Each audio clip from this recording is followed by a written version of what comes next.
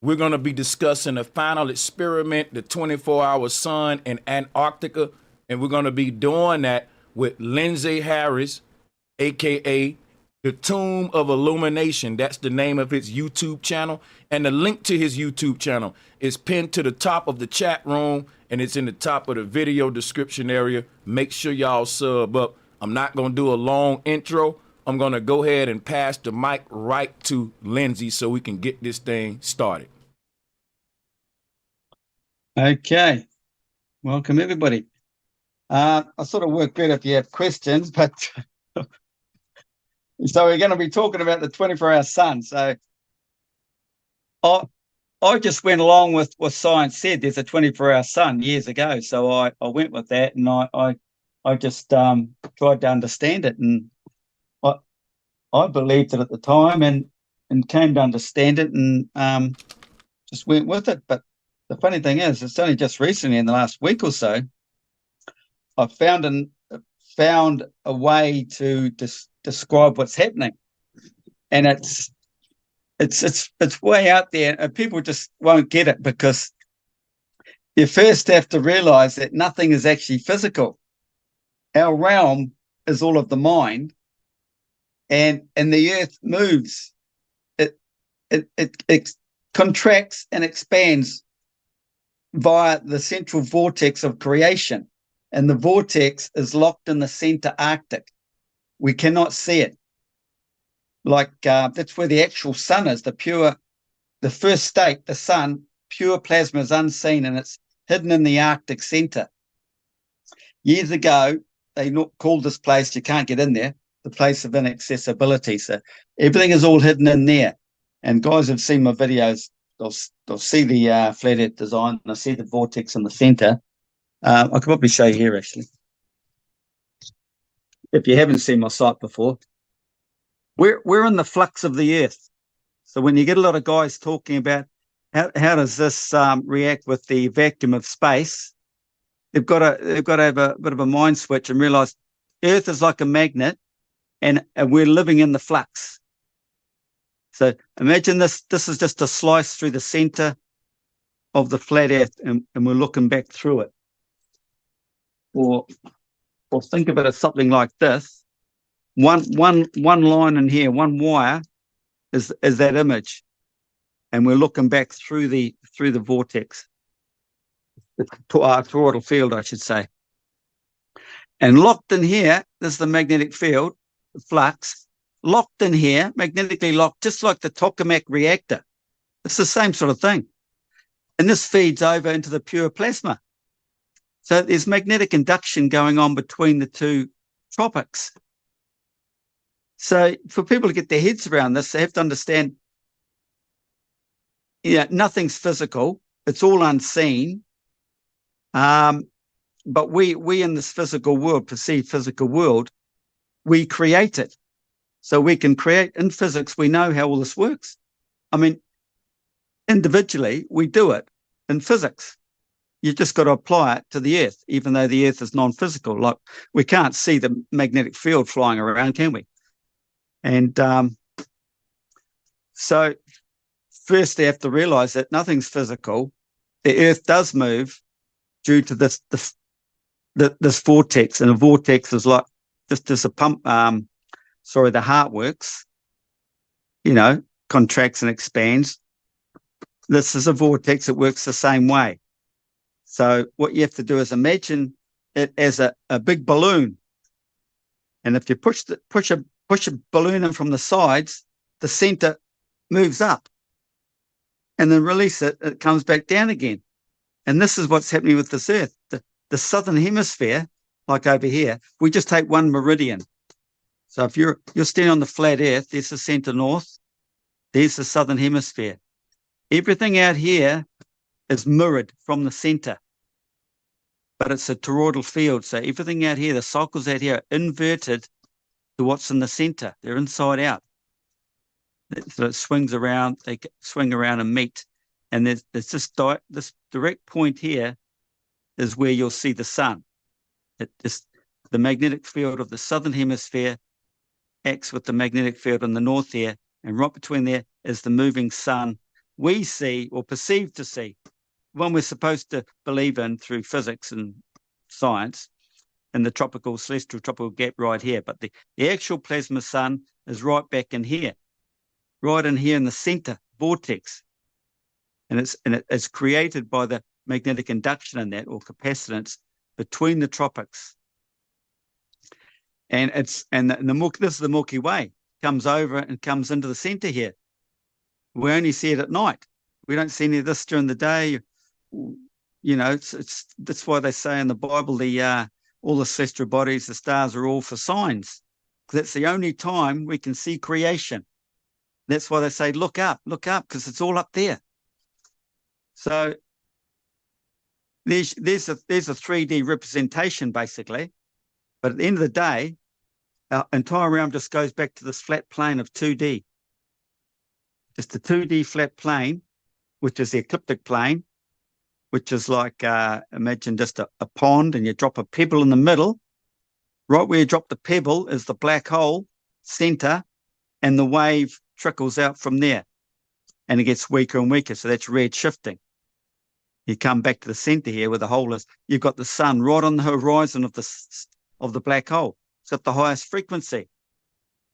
Okay, so it's the way it is. So that black hole turns. Imagine a vortex is the black hole. If you imagine it in 3D, you've got the sun moving around the black hole. So the sun moves around the hole.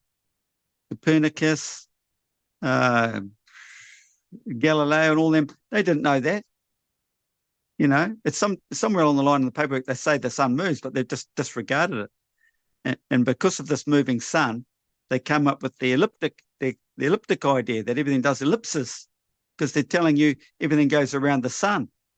I haven't got a picture of the ecliptic plane, but you've seen plenty of images of it. The planets all out on their separate tracks. Well, they've always told us that the planets go around the sun. No, the sun is on the inside track, so it's the fastest horse. They can't pass the sun. And we've also been told that the stars are quicker than the sun, which is wrong. The sun is the quickest.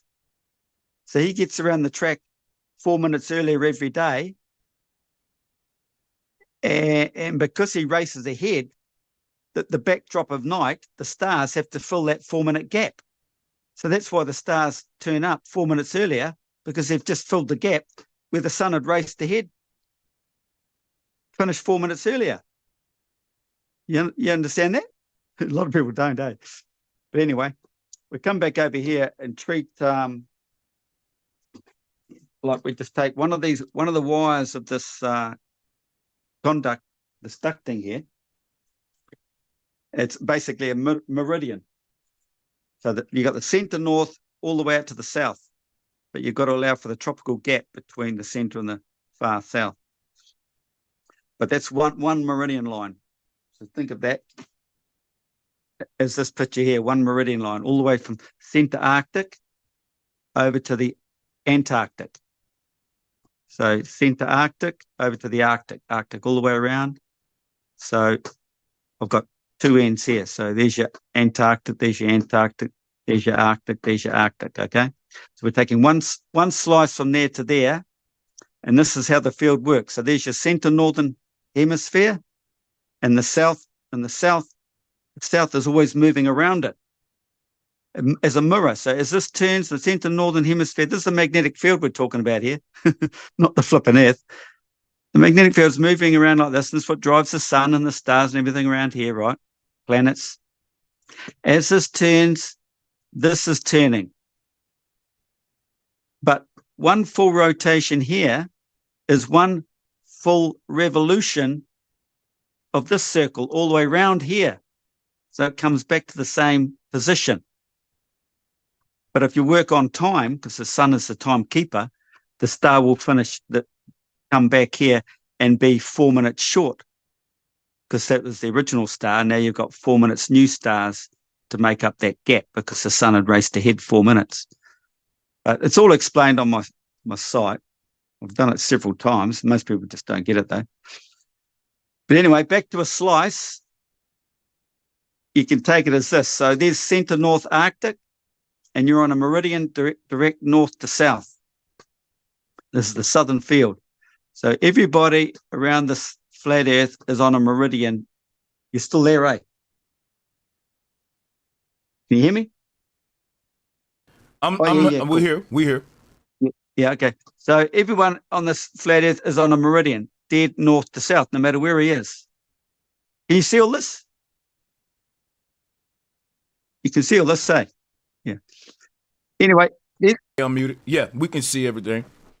okay, there's this meridian line. So we have to understand that the southern hemisphere comes all the way in to here and then all the way back out again. And where it comes right into here or thereabouts, it actually comes back a bit after this, like when the southern hemisphere moves right up into here, the magnetic field of the south, it's right up to the center Arctic, northern Arctic, and then it starts receding back, gets back to a certain point, then hits the Physicopiscus. What's the Physicopiscus? That is the balance between the two fields. Because in magnetism, which they haven't taught you, which you see it here in the sundown dilemma, is this is a 3-to-2 ratio. They don't teach you that. They don't even teach you about this gap here. Magnetism is a 3-to-2 ratio or phi, 1.618. There's a difference there.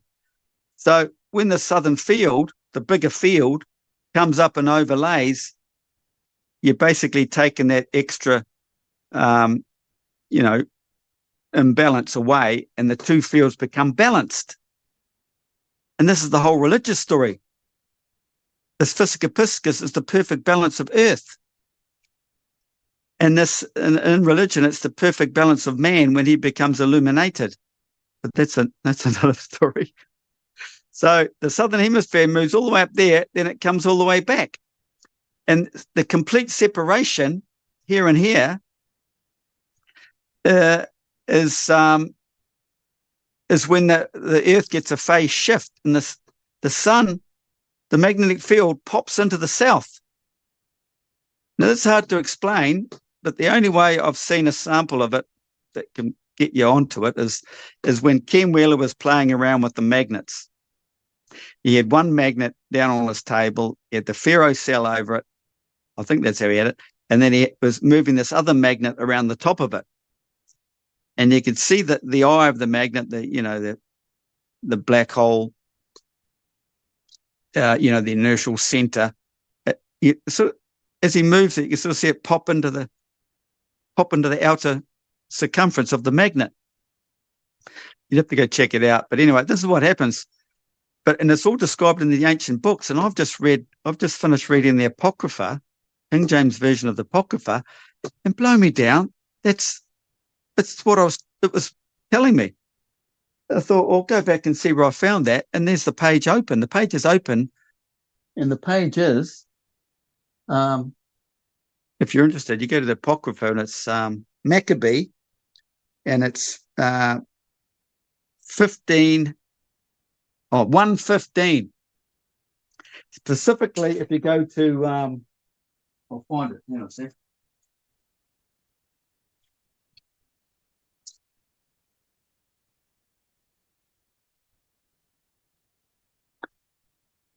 Like 25. So Antiochus, the king, camped against Dora and the second day, assaulting it continually and making engines, by which means he shut up Typhon, that he could neither go out nor in. Now, people don't understand this stuff. I understand all this esoteric stuff, so I can make sense of it.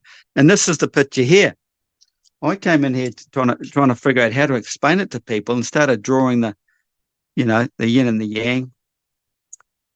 And I ended up drawing this, and then I realized, fuck me, I've just drawn the snake eating the tail. And that's what's in that book. And you've seen this, esoteric pictures. They've been around for years, hundreds of years probably. So this is basically showing you the sun, this track of the sun. And there's this darkness between, say, New Zealand, South Africa, and Australia, and their day and night. It's still over here because this is moving. It's always moving. So day is moving, night is moving in. But the sun is permanently out here for a few weeks. Well, the couple of weeks for the sun above the horizon, but the daylight is there for a few months.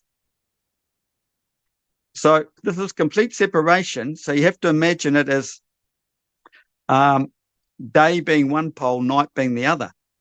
And so complete separation, you've got direct alignments of the same poles, which keeps them separated. So you got to think of magnetism all the time. Our whole realm is based on magnetism. But as the season changes, the two south poles start offsetting and start being attracted to the opposing. I mean the opposite. That's the same poles, they're opposing each other. But as the season changes, this moves off and starts being pulled in towards the North Pole. Then it's hard to explain. But I've got another picture diagram model I'll show you. But this is what's happening. And this is how you get the sun in a lemma. You see that swirl?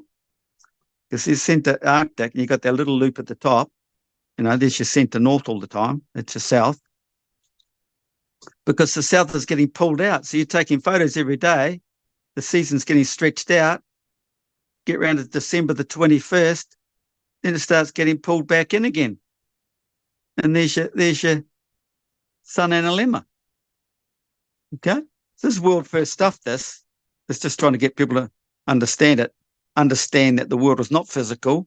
You have to imagine it being a balloon. You push the balloon in, and it flexes back out. In religion, I mean, look at this. It's described as the loaf of bread. Eat from the loaf of bread. Eat. They're referring to sort of the higher frequencies. That's going deep, but anyway, you just treat this as a loaf of bread, and expands and contracts. So when it contracts, it's unleavened. Unleavened, yeah. That's the way it goes, something like that. So you got to consider the expansion and contraction all the time. So the contraction falls back to this vortex, like the heart, pumps up and in over the year. So this moving in and out all the time over the year, that's one way. There's many things to consider with the flat earth. It's not easy, I tell you. You've got to realise, I lost my line of thought there. There's something else. No, I've forgotten. Anyway, probably won't come back to me. But you want to, I'll show you this other model. Okay, loaf of bread, balloon, up and down, in and out. Yeah. And now everything in our earth is slow motion. You've got to think of it as slow motion. Like in the Bible, it says, 1,000 years on earth is 1 year in heaven. And basically that's how it works. That's what I was going to get onto. Okay, so the earth, everything's rotating around the earth every day, 24 hours, 360 degrees, right? And the sun we see out here, like I say, is back here. It's hidden in the Arctic, but we get the image coming at the end of the Milky Way here. And then you start, so you've got to step from the non-physical, the esoteric, whatever.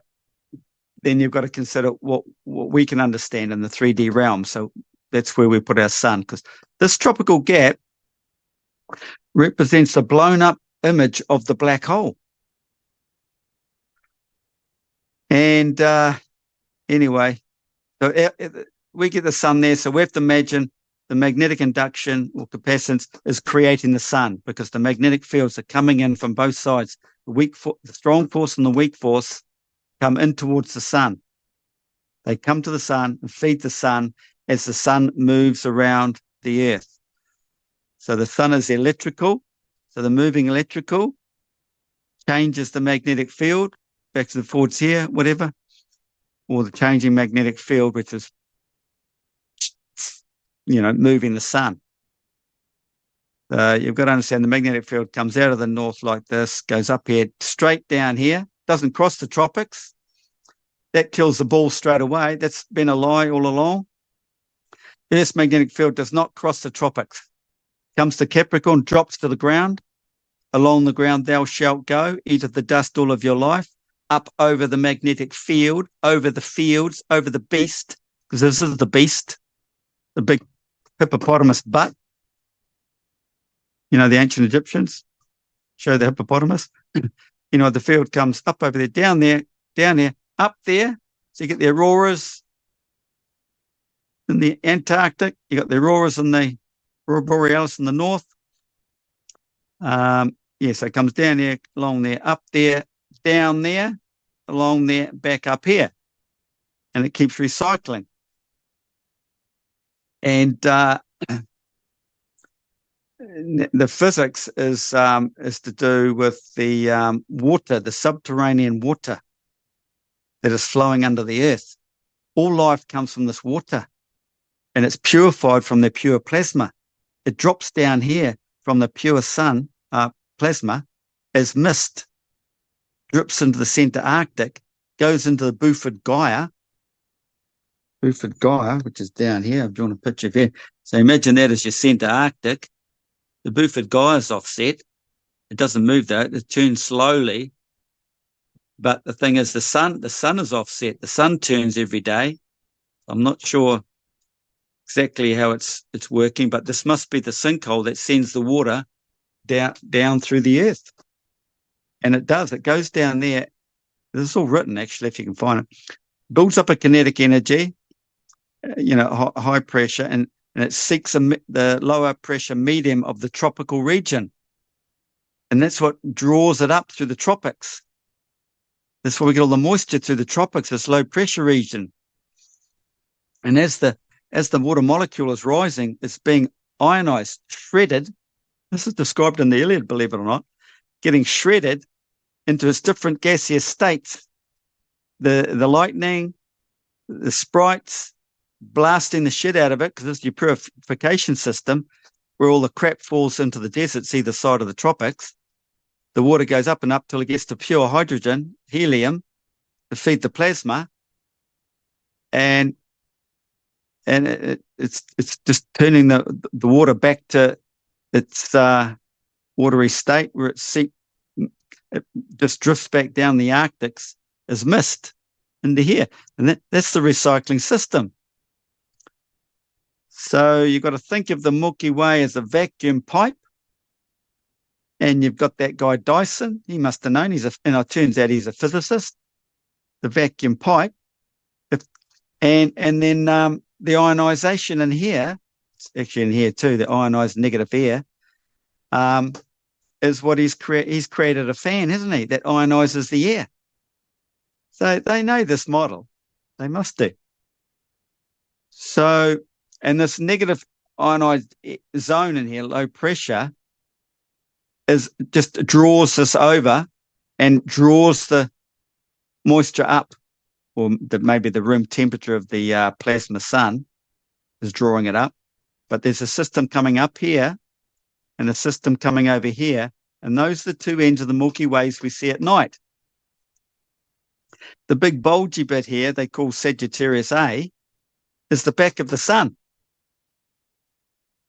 Because hang on a second. Here's my messy house.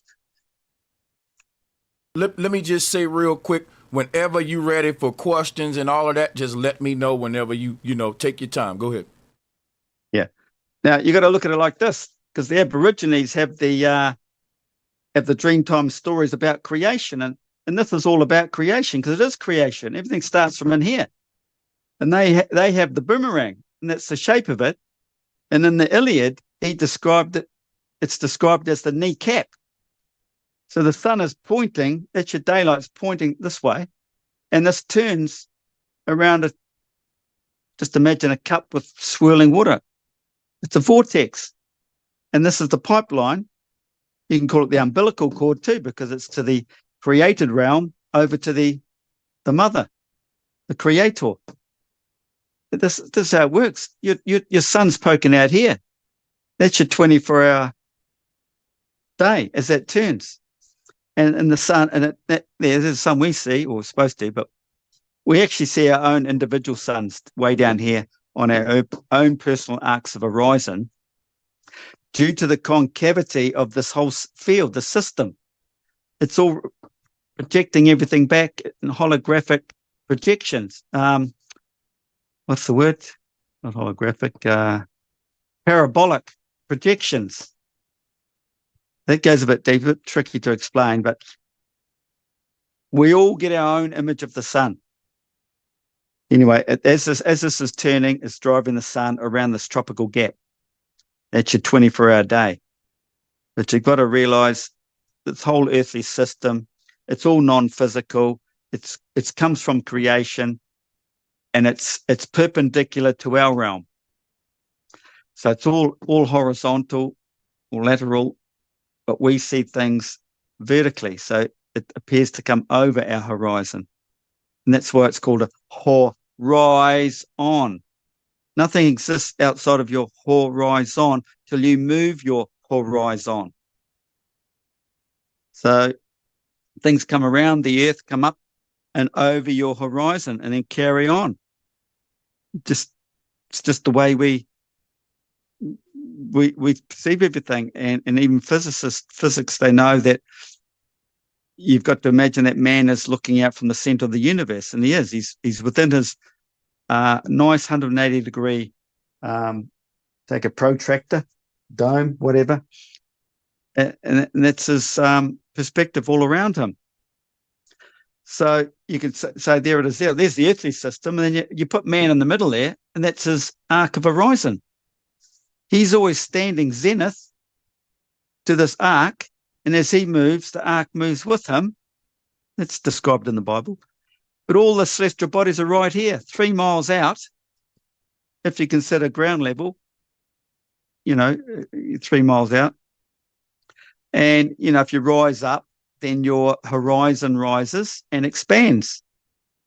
But all the celestial bodies are all seen, you can say, 3 miles as a base, 3 miles out from you. And they're all coming back perpendicular to the observer. And this is how we do celestial navigation. Here's your plane. You've got to take your angle and so forth.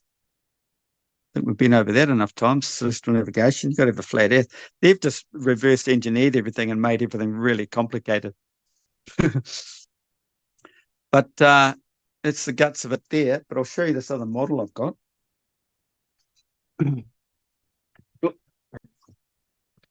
That up there.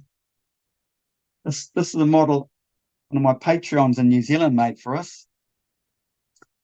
So you've got the Northern Hemisphere there, and that's what moves the images in the south.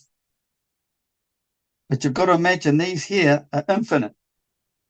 You can't count them. It's just infinite. They're all just overlaying each other like a daisy flower, the white petals. They're infinite. So it's just when you say they're all overlaying each other, is that kind of like what the flower of life is showing us? Like, well, similar, but that's another long story. Okay. But just think of the white petals on a daisy. They're all overlaying out here. Because everyone, as an individual, you get one. That's your perspective of the north to south. That's your meridian. But you could be standing with a crowd of people. You're only a few inches away from each other. You're all on a meridian line. So anyway, this is the way it works. But so you got to imagine as this is turning like that, these are also doing one revolution all the way around. So one 360 here. This thing here would move all the way around here to come back to there. Now, also this model, these yellow things represent the Milky Ways over the 24-hour day. But they move during the year because the way this is fixed here, this is representing the December the 21st, the ultimate separation, which we haven't created a separation here, but this is when we get the alignment of the Milky Way. And guess where the sun sits? In the Milky Way. So you got the sun coming from there all the way up to, and this is 66 degrees, eh? The mirrored image of the 90 degrees Arctic center is 66.6 degrees. They even tell you the south is out there. Remember years ago, they used to tell you it's way up there on the ice shelf somewhere. They put a flag there and say that's your one-off South Pole. Total BS. It's south all the way around here. You can't find a fixed stake and claim that to be your South Pole. But so if you imagine this alignment is December the 21st, solstice, everything's aligning, okay? But as the season moves on, there's this disalignment with the magnetic field. So let's go back a bit. Let's go back to here. So at this point, we've got two poles the same. And that's what's keeping the maximum separation. But as the season changes, it starts contacting with the opposite. And that's what's drawing it in. You got to, this is all of the mind, because you can't detect this, or you just can't. But I understand what they've written in the ancient stories. So this offset is drawing the two together. So the South Pole is now being attracted to the North Pole, you could say, or day drawing into night. So what happens? So this offsetting is what's drawing the southern hemisphere into the north. So you can appreciate the magnetic attraction because they're opposite poles. Okay, that's basically how it works.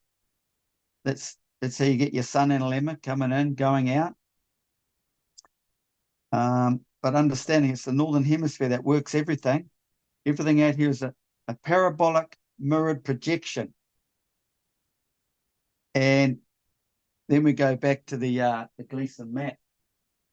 Put that down. A lot of flat earthers disputing this as being the way things are, and it is. That's our map, because they've known for years, well, since time began. But I saw a video of some guy back in the 60s who was stating, it was on film, that everything expands as you move south. Everything. And it's all relative to the observer. So the observer doesn't know. He's expanding. The flipping aeroplane he's on is expanding. The hammer in his hand, whatever. Everything is expanding as he moves south.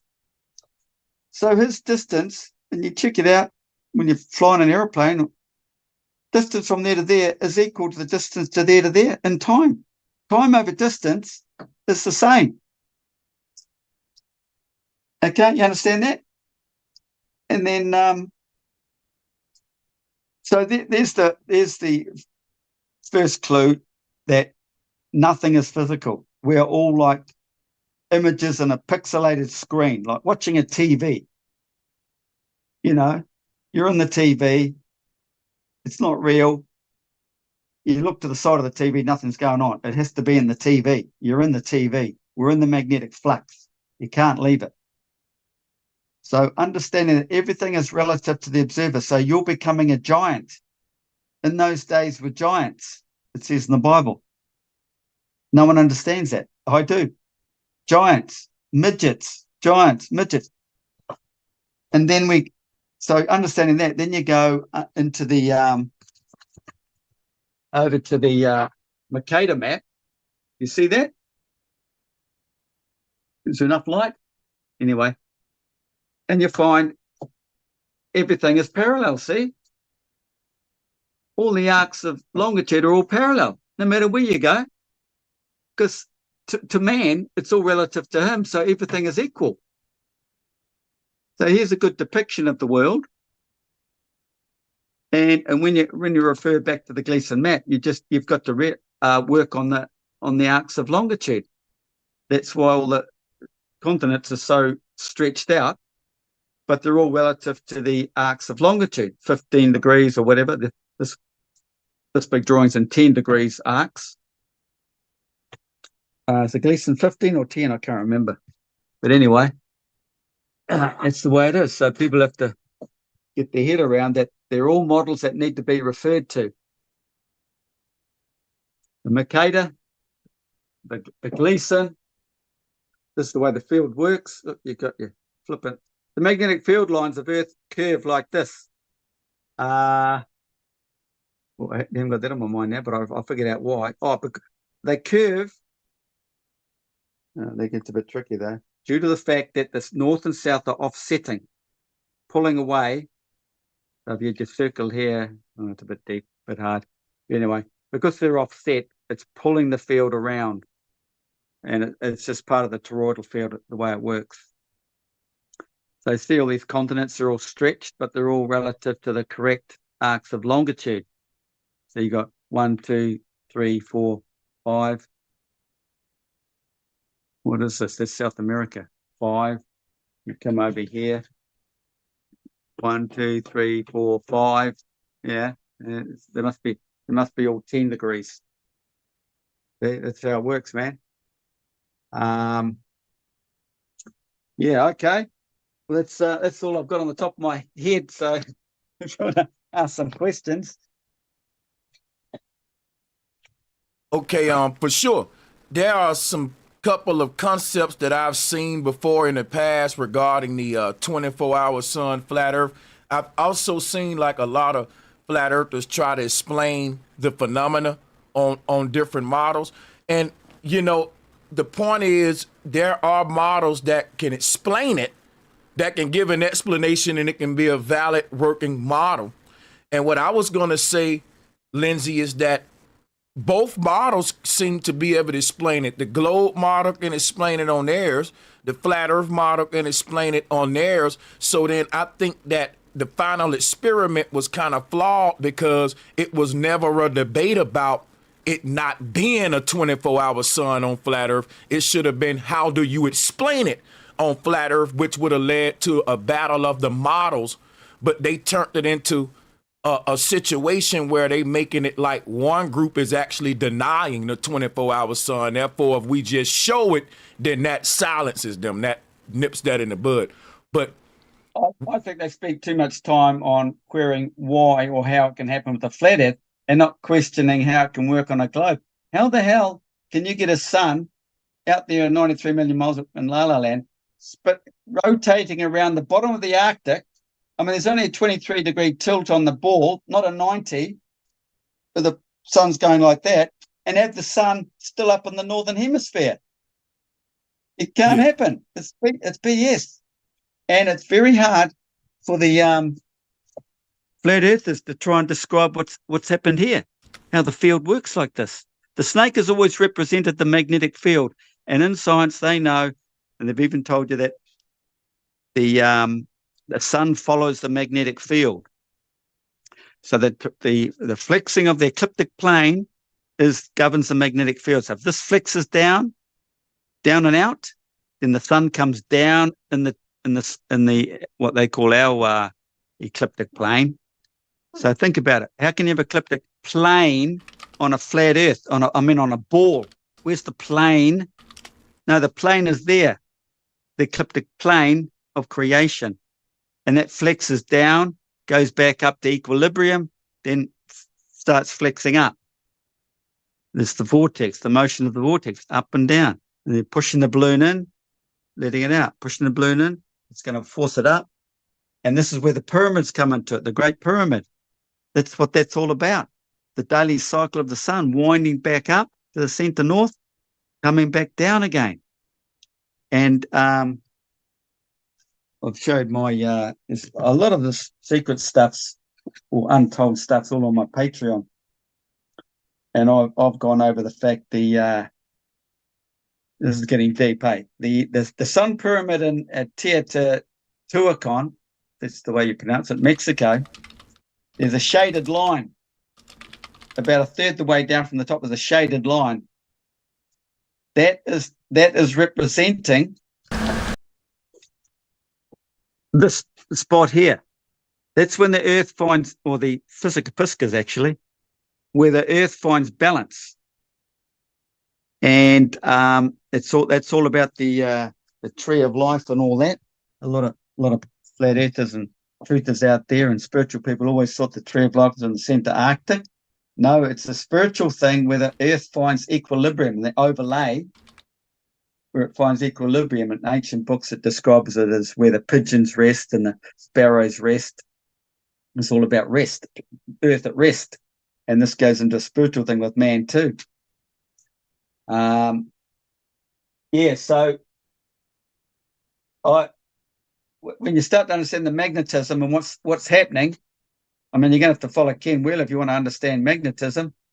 It's the basis of everything. You've got to understand that, appreciate what's going on. Why that, and the ancients have had the two eyes and all that. We've got two eyes. And you see in Ken Wheeler's work how it's moving, the central part of the ring magnet. Earth is like a ring magnet. It works just like a ring magnet. I agree. The system comes out of the south over to the Tropic of Capricorn, comes out of the north over the Tropic of Cancer, and they switch over. That's the infinity symbol that's been around for years. That's what it represents. And we've told in science that, the magnetic field flows all the way over to the north. That's bullshit. It does not cross the tropics. That's why we get the doldrums at a certain time of the year. But you've got to take into account a certain time of the year because of this overlay. But it doesn't cross the tropics. So and then we know a dip compass dips at both Arctics. So they're both North Poles. The South Poles are the tropics, the tropical sides. So if the dip compass points at both Arctics, how can one be an in and an out field? It's all lies. So there you go. So when you talk about, so nothing we seeing in the sky is really real. It is a projection of something that is real. This sounds like what Plato was saying about exactly. Is too. And I actually have a couple of examples of like what the Big Bang is, because if they describing it as a light phenomena, the question is, how does light become physical, which means it via holography. We're in a simulation of hologram. Light is making an illusion like it's the lower three states of matter. The last state of matter is like plasma, which is light, where the other three, that's the finality of them all. Like solid, liquid, and gas is a result of the expansion of light. What they try to do in physics is they try to say that it was a chemical reaction that turned the light into trees and water, but we can't react that with an experiment on Earth. No one can make light, become the physical world. And that's why when you say stuff like nothing is really real, the Earth isn't really physical, a lot of people can't wrap their head around it. But one way that made me wrap my head around it was, if it all started with light, which was the Big Bang, how does that become a tree, a body of water? And holography is like the only explanation. But the reason I put this image up is because we do see a lot of like refracted little specks of like light right here coming off of here. And to me, to me, I'm just gonna end and say this right here. When I hear you say that nothing is physical, this is how I wrap my head around it. They give us this for our universe. They say we live in this. This is the solar system. I say it's more like this, to where you got a true source of light at the back, which is the brightest one, and then everything else. The center. Yes, you go back to the sun, which is the center, just off center. Then you got the other planets coming off it. Mm-hmm. And that's why nothing in the sky is really physical. It's all translucent. We can see through it. Yeah. So, I mean, once we explain that the sun is not really the source of its own light, then it should be easy to see how to explain a 24-hour sun. And I'm going to just segue back to this, and then I would yield the floor. Images like this, how would we use this as a good way to explain what's happening in Antarctica, or would we use this as a way to explain it? Because I've seen several flat earthers bring this up and say, hey, the sun reaches a certain level to where it projects itself, like how this is doing, so to speak. Are the flat earthers accurate who are trying to use this to explain it, or what would be the flaws in this? Well, you've got to imagine that dome. Everybody has one. So the sun's going to be moving around you. It's just that the further north we come back from that 24-hour sun, the Antarctic, the field starts. Well, you can imagine it being lateral because it's maximum down and out. And like I've said, the field's popped out to the south. You're getting the sun going like this. But as you move north, the field starts, the magnetic field's going back up, like going back up the pyramid, starts going vertically. And as it's dipping, you're getting into the night side. So that's why we get day and night further north as you move away from that 24-hour sun. But it's all thanks to magnetism, and you get that's how we create our light, because our sun is created through that magnetic induction between the tropics. So we get that image at the end of the Milky Way. So just remember, every time you look at the sun during the day, that's the end of the Milky Way that goes over to the center Arctic. Or if you're in the southern hemisphere, it goes over to the Antarctic. Because our sun, everything cycles out of the south in a mirrored projection from the north. So they never told you that either. I've got heaps of things, first discoveries I've made over the last few years that people never realised. And the best way to tell that it is coming out of the south is in our summertime, when you get the sun rising more, east southeast and going down more southwest. But then it all goes with the model, so it was easy to figure out, just like that. So the sun, the pure plasma sun, is like the center of creation, but we sort of have, the average guy will ignore that. He doesn't have to concentrate on that. Just realize the sun at the end of the Milky Way is the one we see. We're all taught that it's in the ecliptic plane and the celestial tropical gap somewhere there. That image is being projected out everywhere. It's like a crystalline structure, like ice, and everybody, due to his eyeballs, is getting his one-off image in his arc of horizon, his crystalline structure, his dome, because the fields are concave, and that's how you get these parabolic projections, where it all comes back to the observer. So I'm in the south, I'm filming the night sky stars, they're all projected back to me. And they're just, like I say, they're just there, 3 miles out. But as you move towards them, they keep moving away, like tying a carrot on the front of a donkey. He's always walking towards it. And this is what's happening. So, carry on. Can I ask a question? Yeah. So in your model, do you have a one singular sun, or do we all see like our own sun? All the suns are personal. The Egyptians have written this. It said the sun is in many places, but only seen in one. That's cool. Your sun. Right. And so I think bro knows there's a couple guys out there, Jake and QNFE. They kind of talk about this, and I follow those guys, and bro on this topic of like the realm we live in, and all the stuff you're talking about really matches up with what they were kind of saying, and kind of the whole matrix simulation type of thing we're in, where it's not really actually physical. We kind of are the center of our own universe, and we're gonna, like you're saying, it all projects back to our own eyes. And then like on your whiteboard, it looks kind of like your top illustration kind of looks like an eyeball.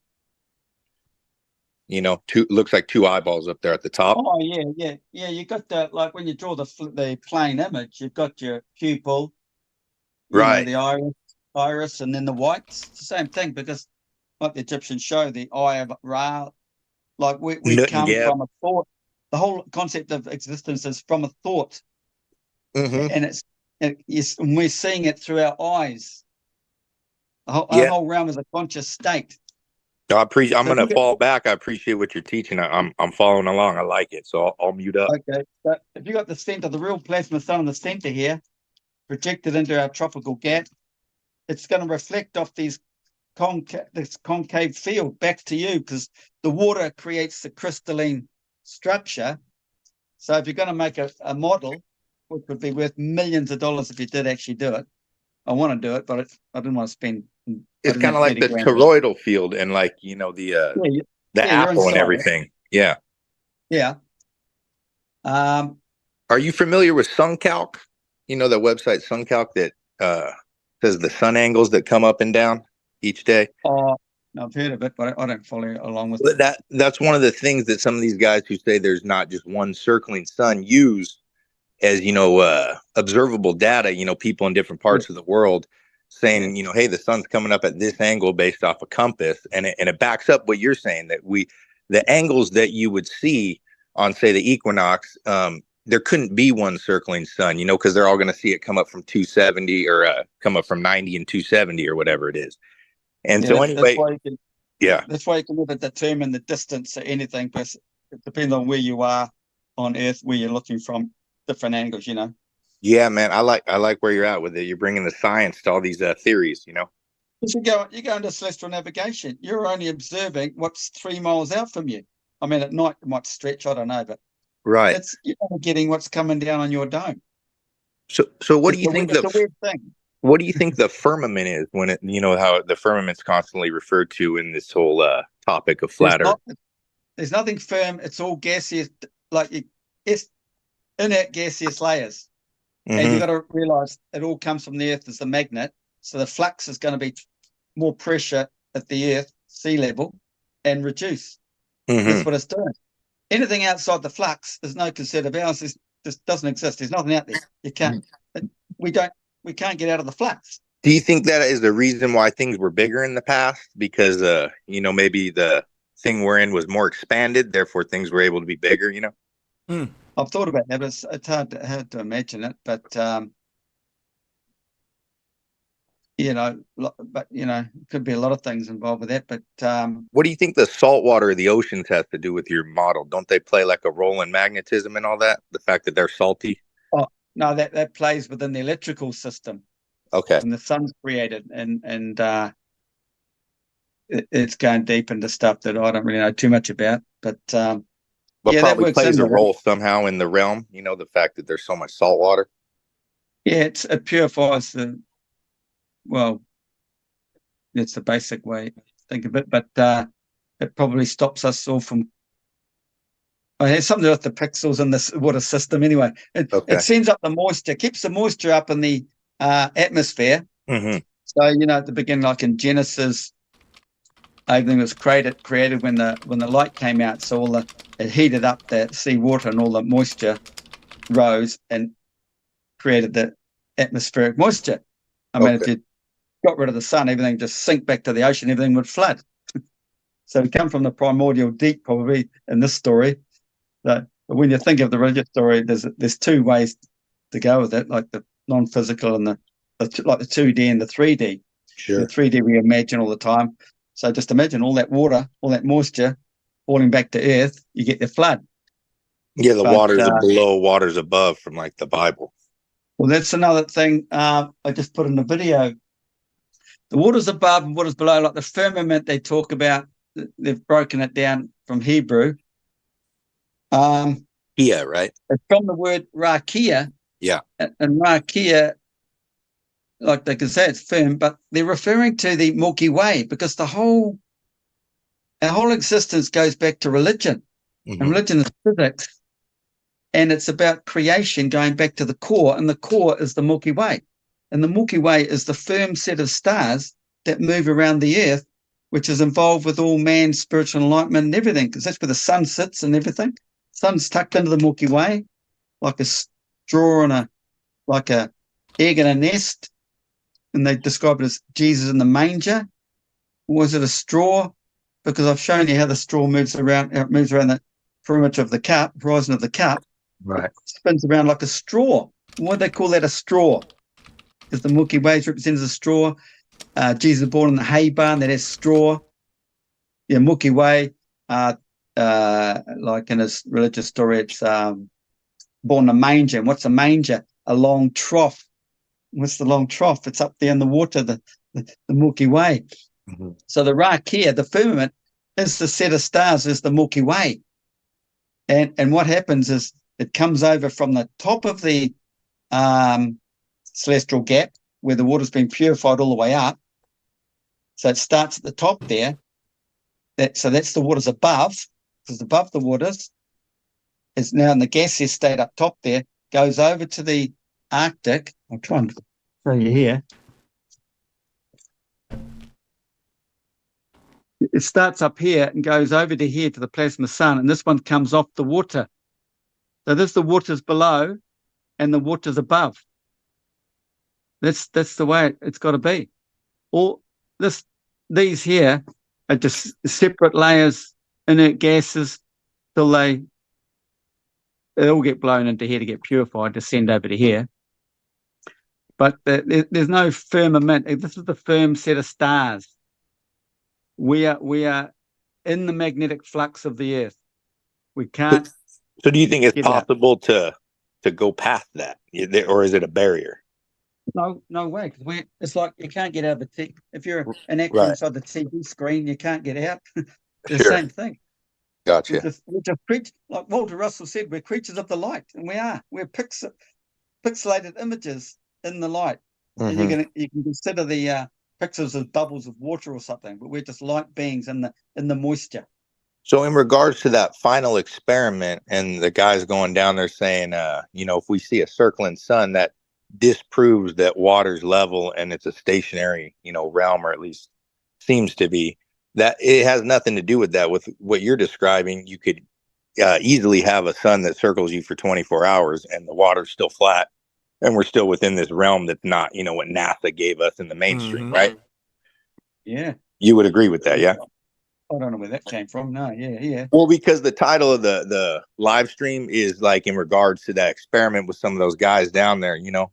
There's an experiment going on where they say if we see a 24-hour sun, that means the Earth can't be flat. And it's been debunked by Bro Sanchez and other guys for a few months that has nothing to do with the shape of the realm. But you're kind of backing that up with quite a bit of science. So it's interesting and good to have you on. I appreciate you and don't want to take up too much of your time. Yeah, that's all right. And that's what I was saying. Everything circles the individual. It depends on the latitude, the time of the year, where that circle starts coming uphill towards the tropic of, like from the south, it goes up to the tropic of Capricorn. It just goes like that. That's what the pyramid represents. The pyramids in Egypt, the 3 pyramids, and they represent Orion's belt. And, when the field pops out, the magnetic field has a phase shift. It's at maximum gap. You got the 2 opposing south poles, say. That occurs after the 17th of October. And you go deep into the bowels of science, they mention that daylight starts in just October or something or other in the Antarctic. And it's in the Bible. That's where because everything starts at the 6th day of creation, the first day of spring. And I've done videos on this, moving the field out, and it pops. It says 40 days and 40 nights, the waters recede. Well, it's receded. And that's 17th of October is the day the sun pops. The magnetic field phase shifts into the south. And in that Apocrypha, I read somewhere that it's a sudden shift. And that's what happens. It does. Just all of a sudden, you start seeing the light in the southern hemisphere around the Arctic. And just for clarity, you are saying that Polaris is actually the real sun. That's the real sun. Yeah. Polaris does circles, and they tell you in science that the sun is a star. It's just a vertical night image of the sun. The sun is only illuminated across the black hole. It's not shining up this way, is it? It's shining this way around the Earth. And at night, you're seeing it move around just as the sun moves around our Earth. And you've got to realize it's the north is all contracted and it's tight. The southern hemisphere is expanded. So the mirror image of one slice of the pie, say out to the south, just like the Mercator Gleason map, it's a bigger circle, isn't it? That's why you get a better view of the Milky Way, why astrophotographers love filming that Milky Way in the southern hemisphere. Everything's expanded. So Polaris, which is a 3-star system, is now out in Sigma Octantis, but it's split off. Could be like that, but Polaris looks like this. Everything, like in my videos, I've explained to people that a Regal and Sirius are diagonally opposed, swapped. So Regal becomes Betelgeuse, and Sirius becomes Aldebaran. And if you know anything about celestial navigation, you can form at a certain time of the year, get the total gap, the gap between the two hemisphere star rotations, the two rotations, and you'll film your two and your hemisphere, and we film our two. Well, they're the same stars, just inverted. And that's man, that's crazy, because it's like for every also, star. Also, the Big Dippers and that Big Dipper, Small Dipper is the crux in the Southern Hemisphere. That you got the False Cross and the Southern Cross. So this goes into like how the sky acts like this parabolic mirror, and basically one side is getting a parabolic reflection, and the other one, that's very simple stuff. But our sky on each hemisphere, if we want to use that word, is like a parabolic mirror that's projecting an image from the center, which then become inverted on each side. Is that safe to say, or is that too? No, that's right. Yeah, so that's you yeah. You can go back to creation as the first state, but the first projected image is the entire northern hemisphere. So if you want to understand everything, focus on the northern hemisphere, but realize everything in the south is the same, but parabolically projected. Right. And everyone out south gets a slice of the pie. So you like a pie, flat earth like a pie, and you go out and everyone gets a slice of the pie of that center image of the north. So if I'm aiming my camera towards the north, doing celestial navigation, I'm just getting a little slice of the northern rotation just coming off the horizon. I can't see Polaris, obviously. And then I get the bigger view out here in the south. This makes sense to me. I want to do more studying, but I just want to say for the record, a 24-hour sun can be explained on a flat earth, and to be fair, it can be explained on a globe one. I just don't think the final experiment. I don't think it's explained properly on a globe. Yeah, they got an explanation, but I don't agree with it. I think it can be debunked as well. Yeah, no, it's bullshit. Because the way, if they have the sun going around the Arctic, the Earth would have to tilt away more than 23.5 degrees. Mm-hmm. If you're getting a sun coming over people, south of London. I mean, they can say it's way out there, but you just get a globe and try and imagine that the sun going around the bottom of it, and it's only 23 degrees tilt. The sun would be down here, or it's putting the sun up here. And in this snake image here, it's showing you the bloody the separation of where we'll get the sun and around Australia and New Zealand, but there's this darkness before you get to the Antarctic light sun. But it's all to do with magnetism. You look at that snake, and then go look at Ken Wheeler's what's happening over the ferrocell. It's moving out like this and popping back up. That's the only image I could probably. Do you remember the title of the video that what is happening on Kenwood? Okay. No, but just look for the. Yeah, I'll find it. Probably see the video where he's got an image of the ferrocell and the light of the magnetic flux. It's orange. Look for the orange images. Yeah. But it wasn't hard to find, because I went back not about 6 months ago and I found it quite quickly. Yeah, you look for those sort of videos somewhere in there. Yeah, Ken Wheeler he's very good at teaching magnetism. He got a lot of videos on it. I recommend y'all follow him. I believe that it's okay. Yeah, you got the floor. Yeah, and his wordings, you think he bloody knows. He's always known, and he worked for the government years ago. And like you say, he's got a high IQ. They employ all these intelligent people. He must have known just the way he says things, but he doesn't want to go there. Mm-hmm. He's maybe not allowed to go there. He goes to the gate, but he's not allowed to climb over it, sort of thing. Like some of the flat earthers do, these shills that misleading everybody. So, Yeah, so And look at that image. Are you trying to imagine the sun going around the bottom of that ball, a full 360 around the bottom, and people are getting the sun moving across? It doesn't. I don't think it's not practical. But yeah, it is flipping hard to explain the flat Earth system, and I think these scientists just know that, and the easiest way to do it is to stick with the ball. That way they control everybody's minds and get them away from religion and the meaning to life and all the spirituality that is involved with existing in this world. Our purpose in yep, life is to go and find your other half. You've got to basically, Abel found Cain, and Cain slew his old self, Abel, and went forth. He's the illuminated one. It's all about your brother, or when you hear these stories about the sister married the brother. No, it's the brother, the same person, gaining his lost Lilith, his feminine aspect he loses as he enters the physical world. Because man is Y and X chromosome, right? This is why all religion's basically about man. And the woman's behind the veil, and the silly Muslims start putting fucking veils over women like the physical world. And it's all a spiritual story. The moon, Mary under the veil, because it's all secretive. And the physical piscus, look, she's hidden under this overlay, all that sort of thing. But our purpose in life is to wake this up and have the spiritual enlightenment, because you don't leave this matrix till you do that.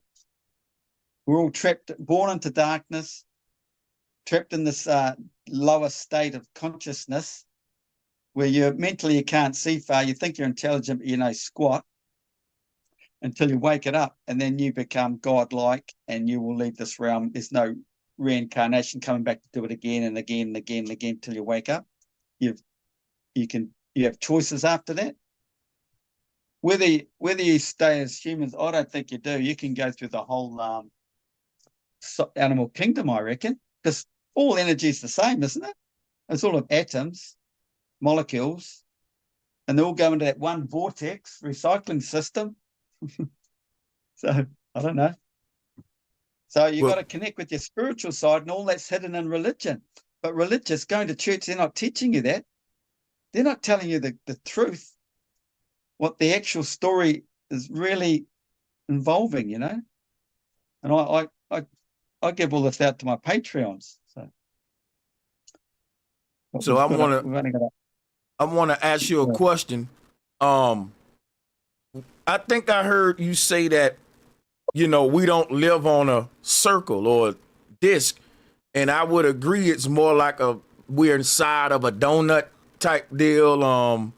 I think some of the problems they was having with the AE map, son, was falling along that lines of the circle versus the donut concept. Or no, I never said we didn't live on the circle. We live on okay, the inertial plane. okay, That inertial plane is a neutral zone between two magnetic fields, the north and south pole. They came together, boom, boom, set out the plane of inertia, and then the flux. You can imagine the flux of Earth now in the 3D. Imagine as that inertial plane as being the magnet now, because we all come from that inertial place, that place of rest, but between the two magnetic fields. That's a resting state. That's why I say that there's a 3-to-2 ratio, and when they find balance, that's perfection, and that's where Earth came from, that perfect place, and we're now in that realm. And then you've got to go on to imagine it as we do, as a physical place, but you've got to realize it's like a magnetic flux, and we're in that flux. And the reason we're on the plane, and the flux is the dome, the toroidal field.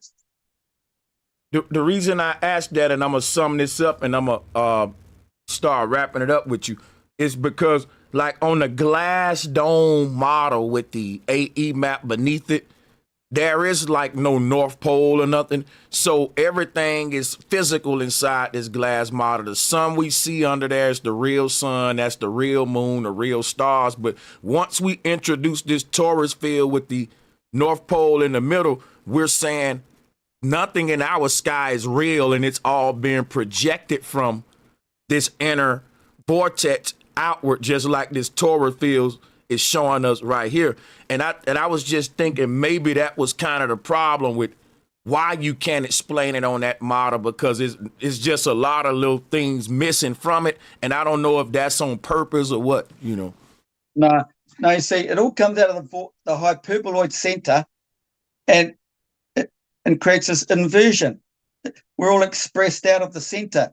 So our whole realm comes out of the center like this, goes out to the south, and the field comes back in. But we're the plane in the middle, and we dwell on top of the positive zone. It's negative down there. And what was I going to say? No, I forgot. What were you initially talking? Yeah, right. The plane of Earth, and science is always going on. You can't live on a flat plane because everything is governed by the arc, the sphere, everything.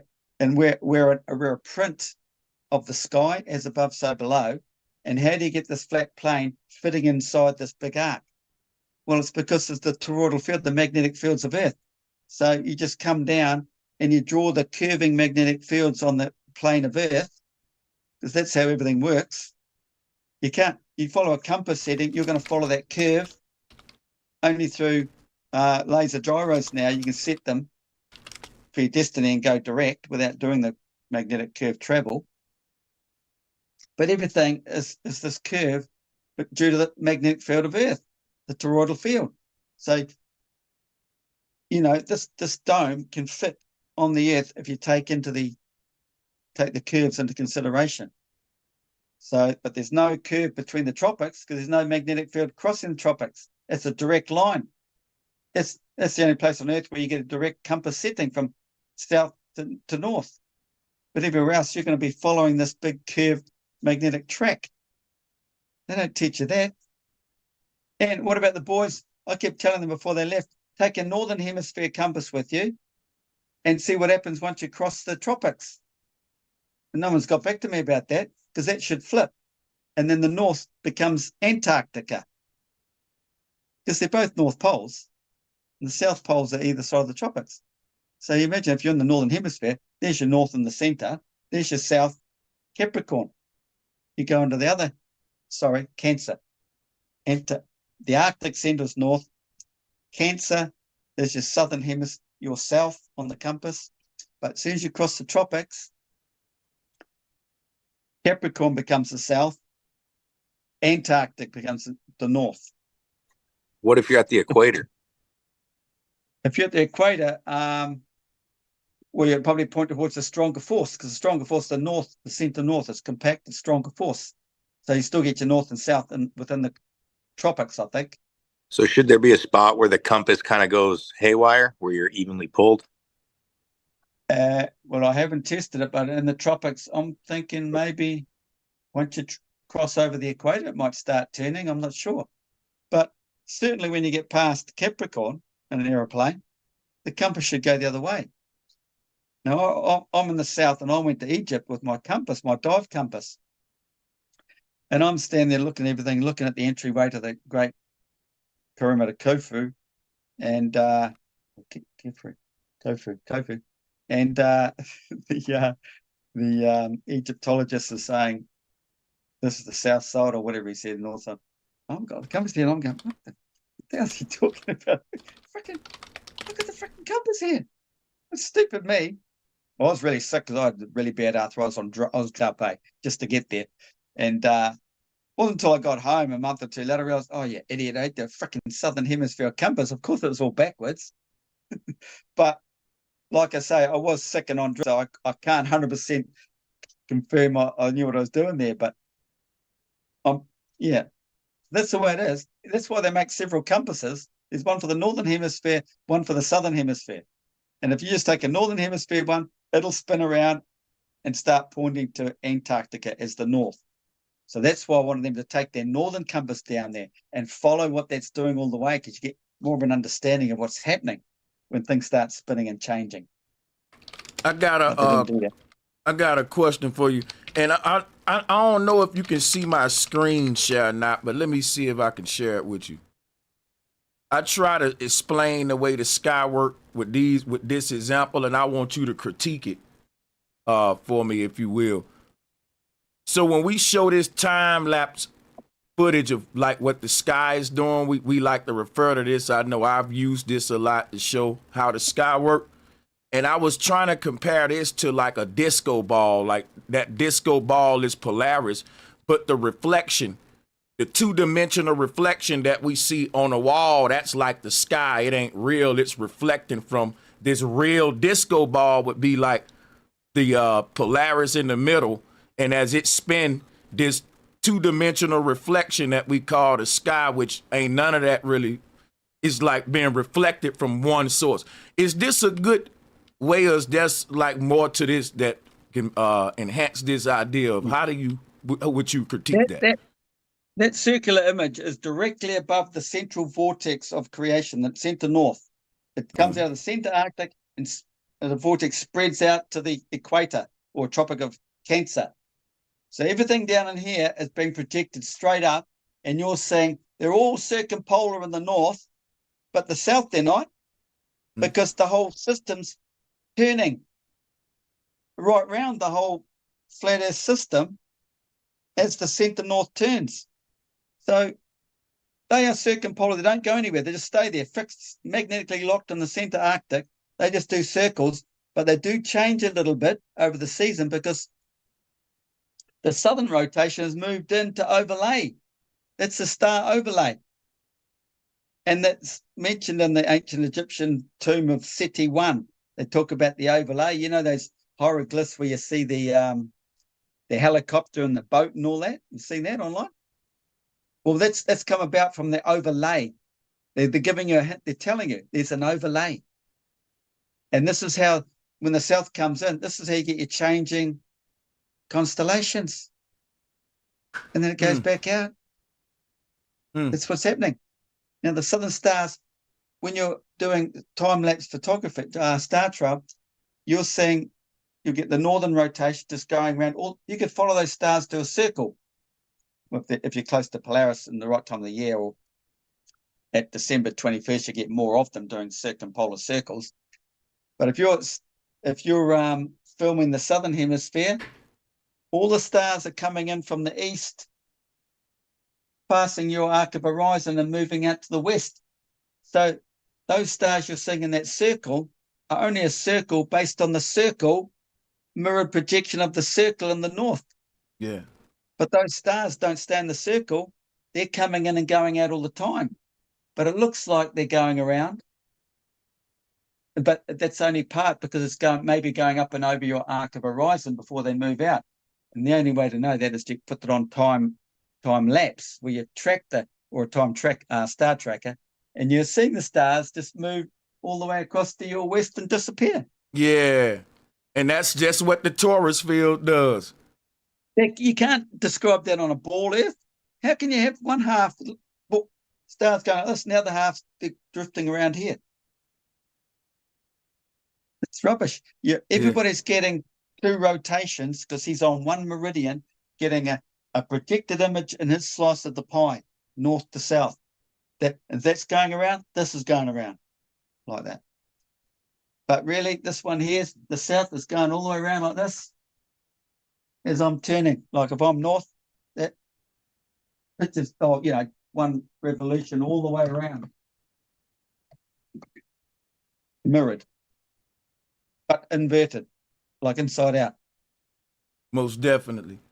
I'm going to say to the people in the chat room, I'm going to ask if Lindsay would like to take any questions. If he got time, that's fine. It'll be one at a time if y'all got questions. I know Cousin Vinny had some, and it was good questions too, Vinny, by the way. Thanks for joining. Would you like to take a couple of callers who may have questions, Lindsay, or you? Yeah, okay. No, go for it. All right. Go for it. So we'll bring on Tyler 32 right now. And I'll drop the link once again to people in the chat room if you want to come up with questions. Do me a favor, have your questions already ready if you can. It'll make it flow. And I will be having go ahead. A lot of people don't understand my model because there's no interaction. I don't do these live broadcasts or anything where I can interact and answer questions. So you only get a small percentage of people who actually pick up on what I'm explaining and drawing. There are a lot of people, they need to ask questions. I'll give them the answers and then they'll go away satisfied. So, yeah, the more questions, the better. I like it when people ask me questions. Yeah, I like it too. It really making the bill go deep. I appreciate everyone that's coming with the questions. And Cousin Vinny, you free to unmute your mic and ask more if you like. You guys should read this book. Thank you. I don't have one at this time. Sorry, there's a little delay. But no, thank you, bro. I appreciate it. If one pops in my head, I'll ask. Okay, for sure. All right. Christine Heron, whenever you want to unmute with your question, you can go right ahead. And Tyler, we just waiting on your mic, your audio to get set up. So I would say this while we wait on the callers. I would suggest everyone go and study what a parabolic mirror is, because I've been looking into them ever since I've been binge watching Lindsay's videos. And a parabolic mirror, just studying it will actually help you understand more of this stuff, what he's saying too. Don't just denounce it because you don't understand it at first. I don't think the universe is so simple that you're supposed to understand it on the first time. So if you you should do your due diligence and, keep an open mind is what I got to say. And don't approach it like we've already figured everything out in the universe. That's like what NASA and all of them is doing. So if you can afford to get a secondhand P900 and you get them for a couple $100 now, I think, start doing star trails, aim them to put towards the celestial tropical gap that film the two rotations of each hemisphere, and at a particular time of the year, like when those two fields pop apart at the 17th of October. That's actually the Phoenix Rising, eh? No one's known that. I know you've had your mate archaic dude on there for Jason. I like the guy. Does a lot of research, but they got no idea. Shout out to Jason. End times is when you've been about to be enlightened. It's the end of your stupid way. There's nothing dramatic about it. Okay, everyone's just at this freaking stupid, all sorts of rubbish. Anyway, it's about the day of your creation. It's the creation story that runs parallel with the man awakening and the one-off creation of earth. That is a parallel story in the Bible, but it's mainly the spiritual, because what's written in the Bible, it's a spiritual story. It's all spiritual, nothing physical. What else was I going to touch on then? Oh yeah. When the field pops apart on the 17th of October, that's the Phoenix Rising. They have the eagle come up. He's got two heads because he's facing towards the two hemispheres, or the two suns, or whatever. It's the separation. It's what it is. That's and why Phoenix, when you spell the word Phoenix, it's more like phonics, because it's related to phonics, sound. The Phoenix Rising is more of the spiritual story of the man gaining his higher frequencies. He's absorbing information that no other people get. That's why there's the wise men of the past. The three wise men came to give the gifts when Jesus was born, which also represents the three stars Orion's belt. But anyway, during the separation on the 17th of October, if you're filming the night sky, see what's sitting right between the two rotations at this point here, or just off, because everything's all slightly off. The three stars of Orion's belt, right there. Frickin' Bible's real. You've got to understand it.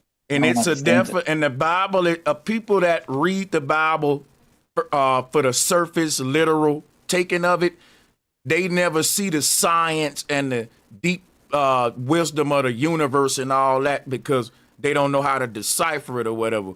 Just like one thing people ask me about, Lindsay, they say, if God said, let there be light in Genesis, there was a light that was created in the Bible before the sun, before the moon. That confuses people. The light? Yeah, the light is the first state is the plasma. And then he created the sun we see. I can break all that down. I think I have, but anyway, keep going forever. I'm definitely gonna be sharing your videos. I can sit here and listen to you break it down. I got time, but I don't know if you do, but this is like, I'm very interested in this kind of stuff. And I've been binge watching. I mean, when we end this, I'm gonna still go to your channel and be watching more of your videos. So having you here is like, is dope for me. Yeah, well, I've learned a lot of stuff in the last year, and I'm sort of keeping it on my Patreon. I've just let a little bit out on YouTube now and then because it wasn't going anywhere. Like shadow band is going nowhere. But all of a sudden, since it's an Antarctic trip, everyone's querying about this 24-hour sun. So I've gained about 100 subscribers in the last 4 days. But I've only had, like, it's just trickles up to 8,000 subscribers. Not that it really matters, because I don't get paid for anything. But there was a time years ago where they were just flooding my site, and then all of a sudden they disappear, and then it just stops, and they just trickling. So I think it's all controlled. YouTube controls everything. Everything you put online, they, like the AI now, it's taking all your information. I go on that line the other day to query the Euclid's after realizing what AI is doing, right? So I thought, I'll go online and just test it to see what they know about Euclid's fifth postulate. And sure enough, they talked about people not understanding it. And then they're going to say, oh, some people, or something like that, assume that the 4 postulates lead to the 5th. No one has ever known that or said that except my video. When I came along a couple of years ago, I made a video of what the 5th postulate represents. And I said, all 4 lead to the 5th. And it all ties into flat earth again, because it's all about the arc of horizon and the 5th associated with Pythagorean 5th and music and phi sounding like 5, because you go back to the magnetic field, it's 3 to 2, 3 and 2 equals 5. It just goes on and on. But AI picks up on everything you're putting online. And that's why I didn't want to start writing a book online. You have to download this stuff. You can't just do it offline, voice to text to voice.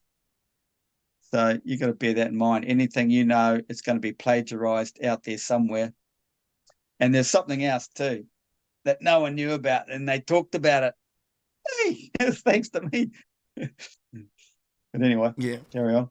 I have some callers for you. You guys go right ahead. You got it. Go ahead. What do you think the purpose of them creating NASA and to hide the shape of this realm from the masses was? To control your mind. That basically, and make billions of dollars. Don't they make billions of dollars? They might make a little toy over here, but they're putting the other 60% in the back pockets of these Freemasons. The money from the taxes that they siphon from the Americans. If you think you can go out there in La La Land, you're completely leaving the Bible behind. They want you away from there because you start to understand the meaning to life and all that. Once you start hooking on to the fact life's about the spiritual thing and awakening, you're going to realize that they're liars and all that, and they don't want to lose their revenue. They want to control your mind. They want the revenue. So you've got to get away from that BS, get back to religion, because religion is physics, and it's your spiritual half that you don't know about till you wake up. But your goal in life is to wake up, the third eye. That's your mind's eye, where the 2 hemispheres of your brain connect, make this connection, just like that's what the Physica-Piscis sign is representing, that connection between the 2 curves. I know the whole Jesus story. I was just going to say, I like to say my religion is true. I'm after the truth. Religion, yeah, the Bible's true, but no one understands it. They're not deciphering it properly. They said Jesus represent the sun, and when you look at the Vesica Pisces, he's busting out the middle of that little diamond, and on the side of him, it's the false sun and the moon that's reflect. When we say that the Polaris is the real sun, the Catholics have a symbol called a Eucharist. It's like a ball at the top with two little ribbons coming down the side. And I think that represent how the base sun split and created duality. And that's how we get like the sun and moon and all the stars. But I think everything is like a refracted reflection of Polaris. You've got to accept that everything's magnetism. Magnetism is a south pole and north pole. It's a duality. A whole realm is a duality. That's why we come into it as male and female, and we have to seek each other out. But when you reach polarity, or this place of balance, you gain this your other aspect, like the feminine part sort of comes into you. This is represented by the moon, Mary. She's the feminine aspect that has to be absorbed, gained by the male, and it creates a balance in your consciousness. You don't become gay or anything, but you do get a little bit emotional when it does happen. You start, well, not, maybe a little bit emotional, but you start having a bit of respect and some feelings for the down and out people. But if you know what I mean, a little bit of a you develop, more humanity, more compassion and stuff. Yeah, but and that's all about this equilibrium, finding balance, and that's the meaning to life. Yeah, so the Bible is basically a book of physics, but it's a parallel story with man's awakening. The start of his rebirth. He goes on from there. Our purpose in life. Salutes to everybody in the chat. I'm dropping the link one more time, and that's it, because we got a lot of people already on the call. So Sir Drop, welcome to it. Retton, welcome to it, my brother. Any one of y'all who wanted first, salutes to you, Tim. Tim was first, but whichever order y'all got, salutes. Thanks for the questions. You got it, Tim. It makes it interesting. Yeah, you got it, Tim. Tim got it. I don't even know if that's the regular Tim, but you can go ahead, drop to eat. Okay, Tim, there go Tim. Go ahead. My bad, y'all. I ain't been on in a while, Sanchez. Hey, salute to you, bruh. I cannot tell you verbally enough how much I respect you, bro. Like 100. I appreciate that. Much respect to everybody in the chat who listening and whatnot. And I apologize. I didn't get the guy's name, but I was gonna ask if you could have somebody drop his name and info in the chat for me so I could just click a link real quick. But I wanted to ask you, so I heard everything that you said, man, and thank you for even taking the time out. There's a lot of people that have a lot of info and whatnot, and you sound like you definitely onto something. But I just wanted to ask a very simple and plain question. So there's many gods, but is there a God or a creator of all of this in all of this? Is there a God or God? something? God is within every one of us. No, got you. I'm with you. I'm saying a creator, though. Are we creating also? So you got to realize it's all consciousness. If there's no man on earth with a brain, there'd be no earth. It's all a conscious construct. Nothing is actually physical. And we're all working together to make this construct. That shit was fire.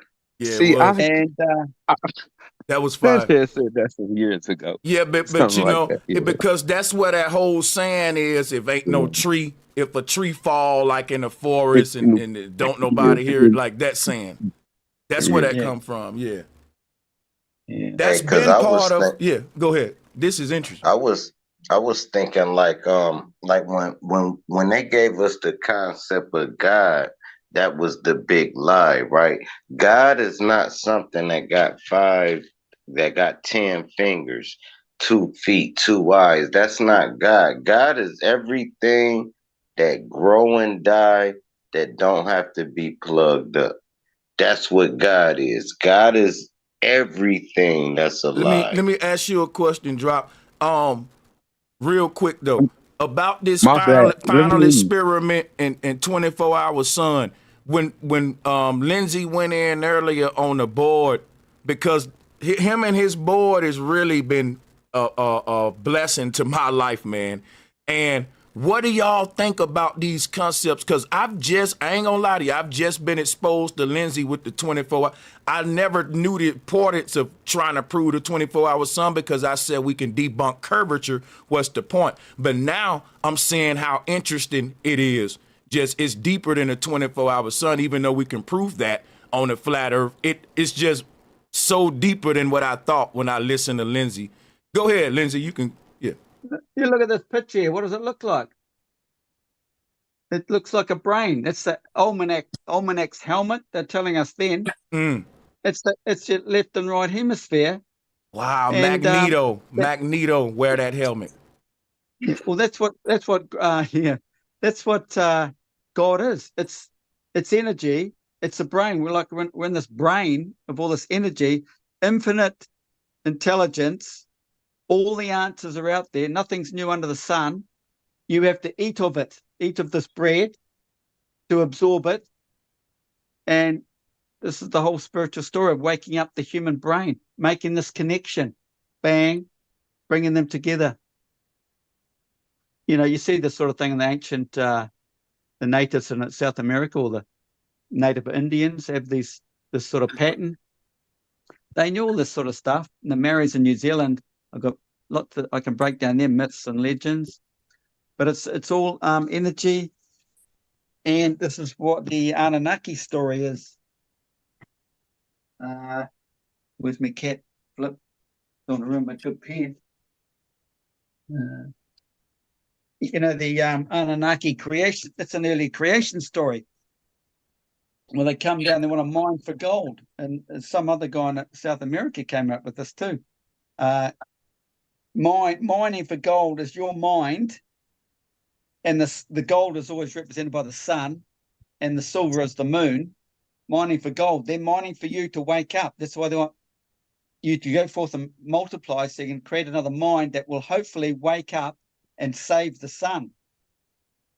And that goes into the Son of Man, is Jesus Christ, whatever. But believe it or not, an illuminated man on earth keeps the sun alight. It's getting way out there, but it's just the way things are. It's just like every man. There's a star up there that represents every life on earth. Yeah. And you know, if you become illuminated, your star could be the one that goes in and ends up being the sun. Man, you know, this is what I think they used this science to make the movie called Lucy. And this lady had like the whole universe. She was sort of connected to it's weird. She was like the universe or some kind of way. But they got a lot of sci-fi movies that's telling more of the truth than the scientists and the astrophysicists, you know. Nah, like, you know, the Matrix movie, that's like almost bang on, man. Most definitely. And even that latest one of him fighting all those bloody guys, all that slaughter, that's fighting all the way through the movie. That's him basically stepping outside of the Freemasons who control the whole realm, run the whole military complex. All these top Freemasons in the club, and he steps out, so he's got to battle all these buggers. Yeah, we're just slaves to them.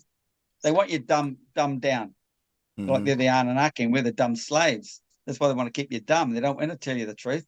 And to the callers, you guys can unmute one at a time. It's kind of like a buzz in. Whoever buzz in first, they get to go. Sorry about that. Sure, first. I called it. It was cracking. It was good. You got brother. it. What's good?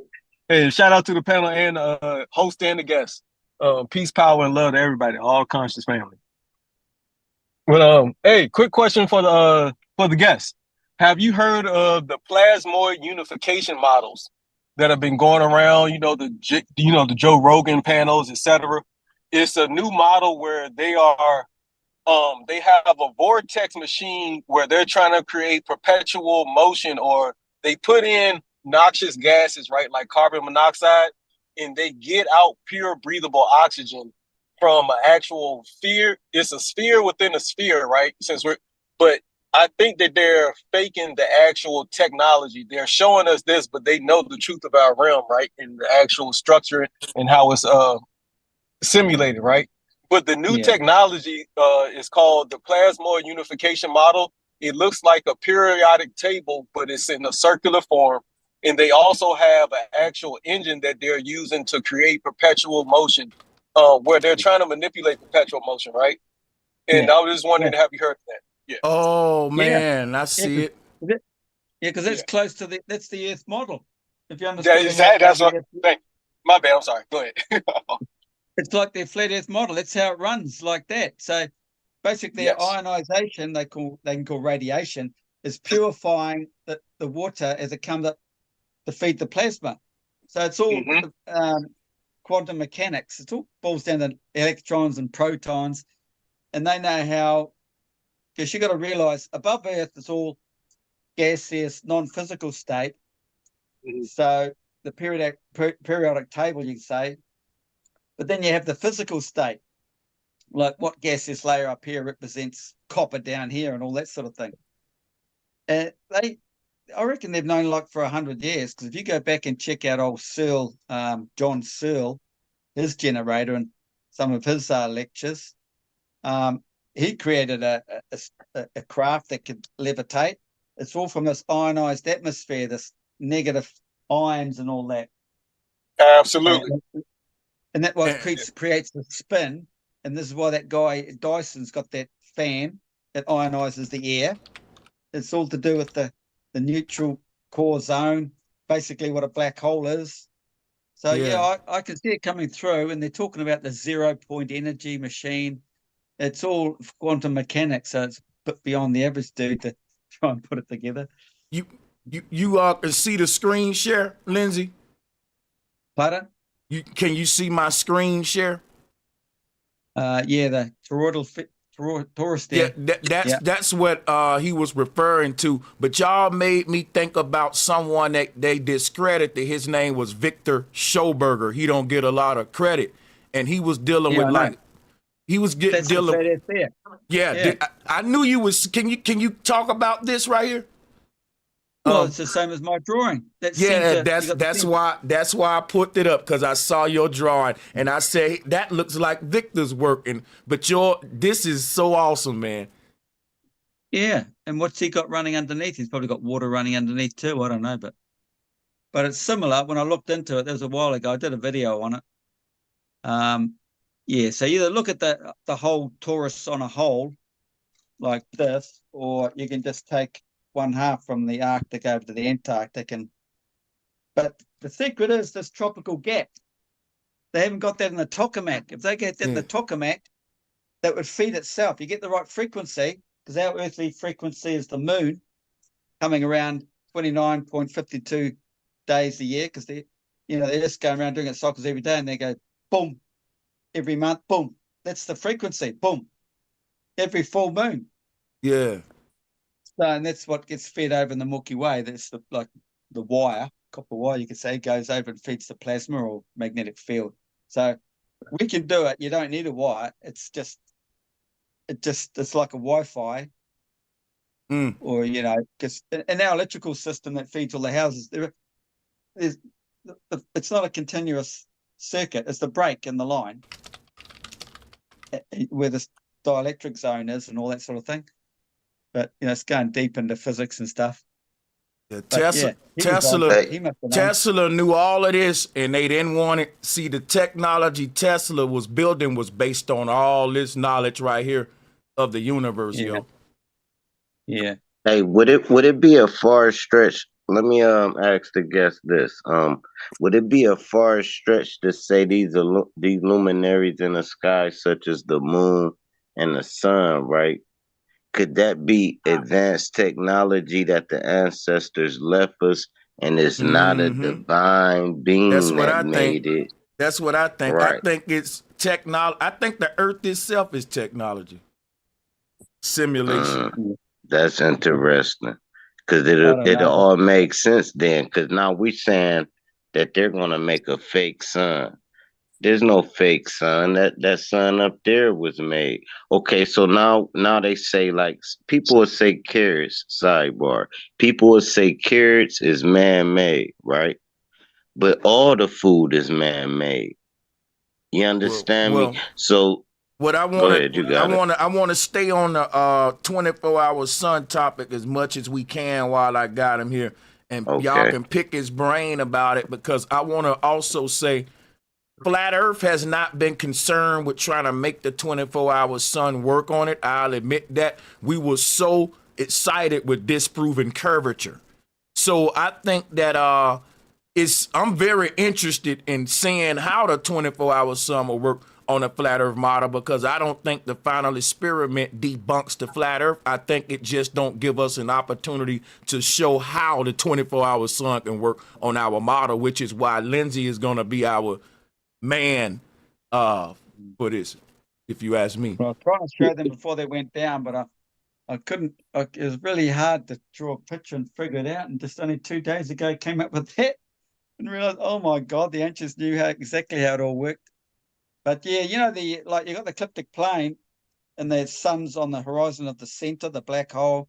You got the other planets, you know, Mercury, Venus, Mars, Jupiter, Saturn. They're drifting away, and they are like past suns. So Saturn, way back in time, might have been the sun. And that sort of came to me. And then I read something in the Apocrypha, and that mentioned Uranus and old something or other. I'm like, oh my God, yeah, I'm probably right. I reckon they're old suns because they're all male up there. On the ecliptic plane, it represents male. The central, the vortex below it, because that's a 2D plane at the beginning of time. And once it started spinning, it created the suction, the vortex, and everything in there is the female. The moon does the S curve in there, the stars did the S curve in there. But at the end of the day, you bring it all back to a flat plane, or just bring it back out like a accordion or whatever you call them. Instruments. Yeah, can I So ask you that's this how you real perceive quick? everything. The moon is the moon phases proof of that S curve because when you put all the phases together, it makes this S, which kind of supports what you. I don't know if that's Yeah. When you go up to the 2D plane and you imagine the moon's coming down like this, all the way down, there's half a cycle.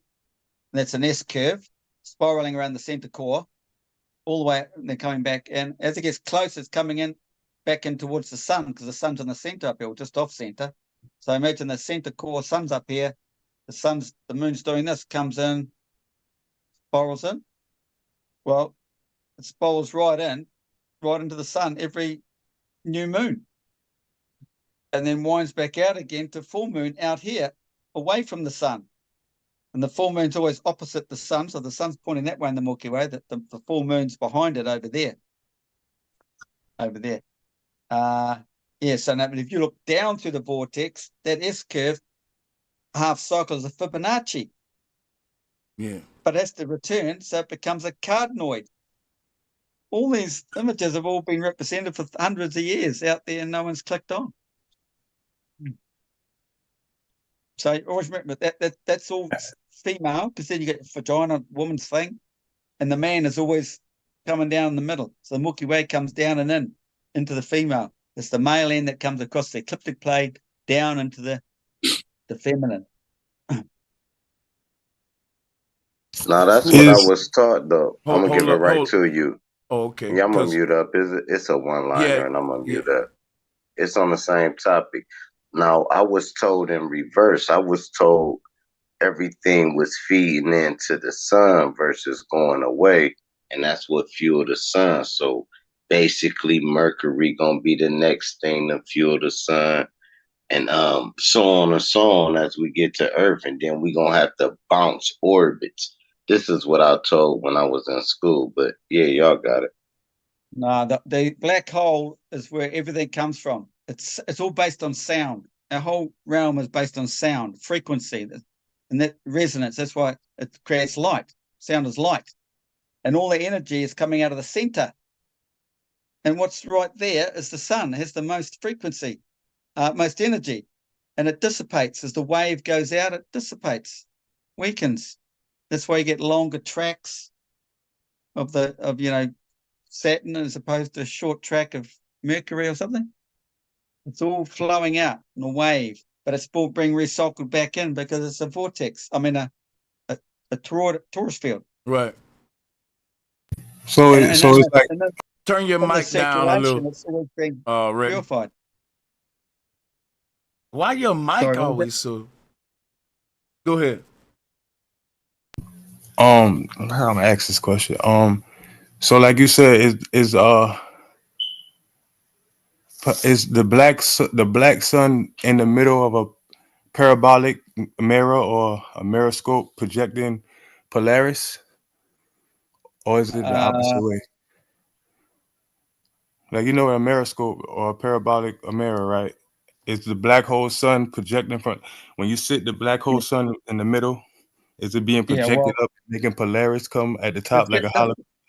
Yeah, let's get the black hole sun theory right. So the sun is on the horizon of the black hole.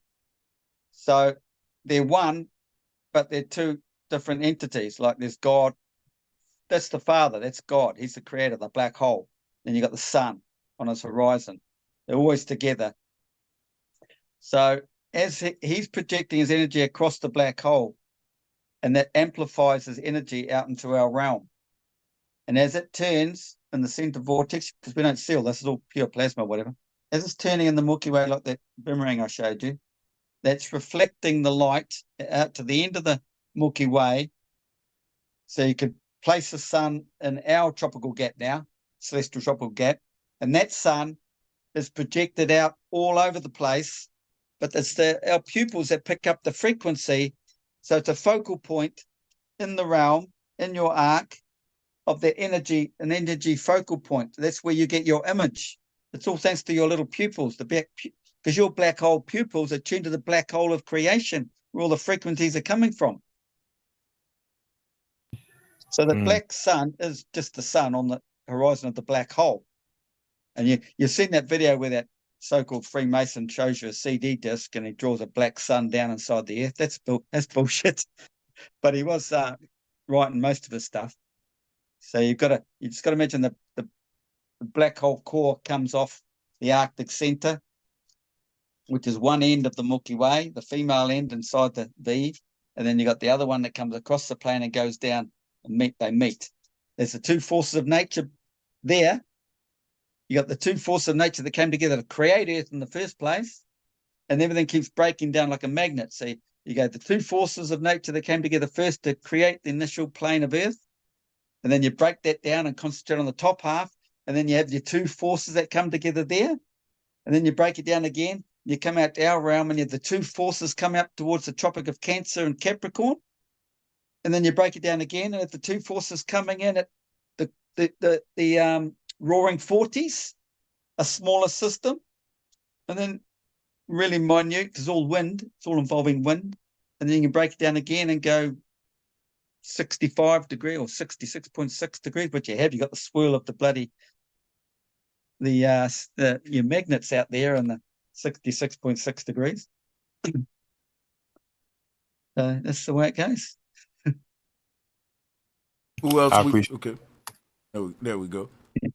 Yeah, I can go on and on with this, and I wanted to pull up some pictures of the a torus field, right? And I would say one way we can debunk the globe Earth altogether, right, is that you can't have a sphere in the middle of a torus field. Now, I don't know how true that is, but that's based upon a couple of observations I was making, because when I was looking at the globe Earth model with the electromagnetic energy field around it, an electromagnetic energy field will basically smush. It'll create a dielectric inertial plane, not a sphere, because you got two forces.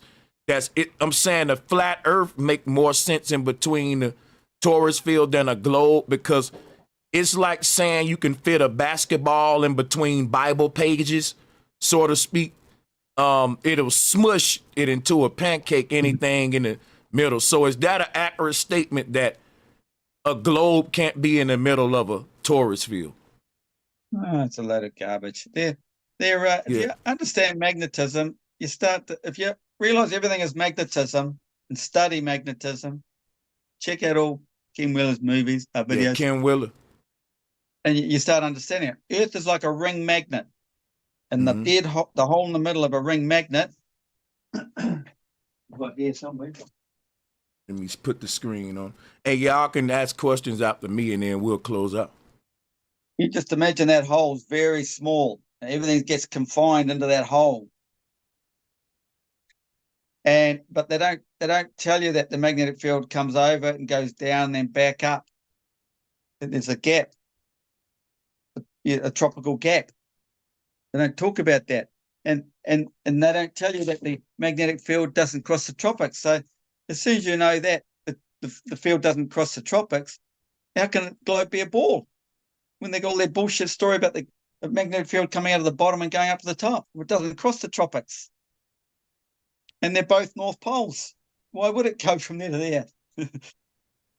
The globe's destroyed, but people have to highlight this. They need a card with all these facts I've got. You know, the doldrums, dead calm between the tropics, certain time of the year, does not cross the tropics. Goes up, drops down, goes up, drops down. And who else knows this? Nigel Cheese. I knew he was onto it right at the beginning, but when he started bringing the globe into it, oh, what are you doing? And my brain sort of shut down a little bit then. But then when I saw his video again a couple of years later, someone showed me, he's showing the magnetic field because he said, on your so-called spinning ball, and he showed the magnetic fields going down at the tropics, not going over the ball. So he still drew the ball, but he drew the field coming out and going down into the earth at the Tropic of Capricorn and out and down like that. So he knows, but he can't say too much, just like Ken Wheeler probably doesn't want to say it. Mm-hmm.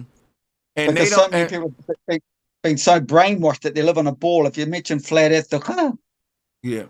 And just for the people out there to understand, I'm gonna give them a little image here, and you can interject whenever and cut me off if I say anything you want to correct. If we were on a globe, y'all, then the magnetic energy field wouldn't fold into a vortex at the top of this this proves flat Earth. So I think what I'm getting from this is on a globe, the energy field would just it'll bypass this little suction point. It'll be because the way they show it to us, it's this field all around the globe, but this is it all sucks in and creates this vortex in the middle right here. You know, so that's kind of how I'm understanding that. Am I really getting that the right way? Yeah. Yeah, but I don't focus too much on their bullshit. I just know you just concentrate on the flat earth system, like the circumpolar stars in the north, but they're not circumpolar all the way around the south, and it's just two parts of a ball, isn't it? Yeah. How can two nice symmetrical ball, one end be different to the other? It doesn't work. And the magnetic field doesn't cross the tropics. They can prove that. They probably know that already. They just tell you that it's weak at the equator, strong at the poles. They don't tell you, well, they tell you the dip compass. Now, even online, they wouldn't even tell you that they're both dipped until you start asking the right questions. They'll talk about one and then drift off and start talking about something else. But you ask the right question, they go, oh, funny thing. The dip compass dips at both Arctics. So if it dips there, where does it point up? Both sides of the tropics. So there's no infield, there's no outfield. That's a lie then, because they're both out going in at either side of the tropics. Concentrate on that stuff. Just laugh at the globies if you can bring these points up and tell them. Yeah, this is facts. Before we get out of here, guys, you got one last time, and I'm going to close it out. I want to thank Lindsay for all his time, and I definitely want to do this more often because I don't think that his work has really, with the shadow banning, the censoring, I think all of the platforms should let him start a tour, let him go on tour, all of you big platforms, And, let's talk about the 24-hour sun on flat Earth. So with that being said, Tyler, I think you want it, and we'll start shutting down. Yeah. Yeah. Burning question. I appreciate this show, bro. I've been watching you for a long time, and I have learned a few new things tonight. Thanks, Lindsay. I've been following a lot of the photography groups that, photo the sun and over the ocean and all that. I'm up to 1,020 photos just for this year alone. So I've been doing a lot of work on it. And I wanted to ask this earlier when you were talking about God and the sun and everything. And I don't know if Lindsay knows about the gematria, but what I've always keep coming back to that I find fascinating is that they tell us the sun is 93 million miles away when we know it's never been measured. We know it's local inside the firmament. And the thing is, when you go into gematria and you type in God's Son, GODSSON, you get a 93. So do you, either one of you, have any kind of a mysticism thing on, they gave us the 93, but it was never measured, but it represents putting God as far away as possible, does anything click there with you guys on that? It might have. Years ago when I was trying to draw a flat Earth map, when I went out right out to the Antarctic region, it came to 93 degrees. I'm thinking, what? It's past 90. How does that work? That was a long time ago, and I've lost track of that. But it's a bit funny you should say that. Yeah, got it to 93 degrees. And maybe something to do with that. You got Polaris and you got Polaris Australis. They knew back in the day. They all know. It's all mirrored. And you've seen all these esoteric mirrors and, the oval shape of, Mary sitting in the mirror. They know. You got Superman up in the Arctic center with the crystalline structure, that sort of thing. Superman, the S on this thing is this S in the central vortex. The motion of that, Superman, might be representing the illuminated man who knows all that stuff. There's heaps of books and nursery rhymes describing everything. Like, that the good one is the turtle and the hare. When I was telling people that the sun is quicker than the stars, and I broke it all down in a really good video. It's about the sun and the moon, stars. I can't go on the top of my head right now, but that's what it's about. And I've done more about a lot of the other nursery rhymes too, if that's what they're called. What are they called? Nursery rhymes? Whatever. Yeah. But that's all I can tell you about the 93. But the sun, it's all BS. It's all within our. It's due to the eyeballs. It's just there. Right. So the thing is, like, they did this 24-hour sun in Antarctica. Supposedly, I mean, it doesn't look like Antarctica, but they did the 24-hour sun there. But I'm like, I would rather you guys you should have proved the sun is 93 million miles away before you went to Antarctica, because that's kind of a bigger deal than 24-hour sun, in my opinion. Yeah. No, it's all within your arc of horizon. If they can see 3 miles, then that's where the sun is. If you move 3 miles towards it, it's going to be another 3 miles away from you. It's all due to the light. Nothing's physical. So you don't imagine it as a physical object. No, right. It's just a focal point in your pupils. Your black hole pupils are reading the frequency. The higher frequency is right there. I'm just curious if there's any strange coincidence that they use the 93 with the distance of the sun and also God's sun in gematria being the 93. No, I don't know what the 93 represents for them then. I haven't got into that. No. Okay. I'll let someone else go. Thank you. Yeah. Yeah, what will happen? One more question and we shutting down after this one. I got this one a lot because I got a video of pilots flying over the sun, and I got another video of mountain climbers climbing the mountain, and they actually looking down at the sun like the clouds, like this little bright light. And I always say to myself, what if a pilot fly into the sun? Like, what would happen? I don't think nobody can be probably factual on that, but I would love to hear what you would think, because the sun seems approachable. It seems like it's No, you right where can't. we see it at. No, it's like it's a holographic projection. So you Yeah. never gain on it. Like an airplane, you go up, there's a star, and there all of a sudden it's gone Yeah. because you're inside that projected area. That's that parabolic projection. It's all coming back to you. You're seeing it there, but if you're flying towards it, it just disappears because you're in that zone. It's like that. I showed did a video years ago with a fish pond, acrylic fish pond, and I painted the black and created all the stars down inside it. And you put your hand down inside that play. It's a freaking awesome little toy for a kid, actually. And there's your stars all floating around inside the fish bowl. Just put your hand in there. But I've been up in the plane at nights and I've filmed and even watched as we approach a star, and then they just disappear.